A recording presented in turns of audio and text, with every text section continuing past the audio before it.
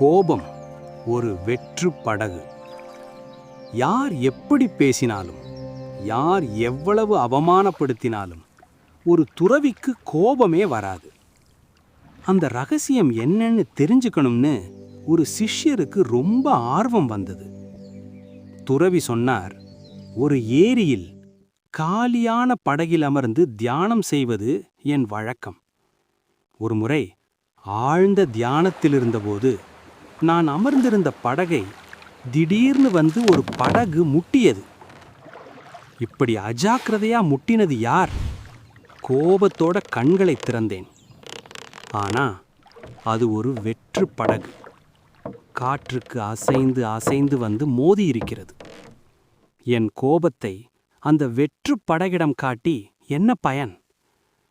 அப்போதான் புரிஞ்சது, யாராவது என்னை கோபப்படுத்தும் போது இதுவும் ஒரு வெற்று படகுதான்னு நினைச்சுக்கிட்டா மனசு தானா அமைதியாகிடும். நம்ம கோபம் நமக்குத்தான் சுமை, மற்றவர்களுக்கு இல்லை. ஞானம் எப்போ வேணாலும் எங்க வேணாலும் வரலாம்.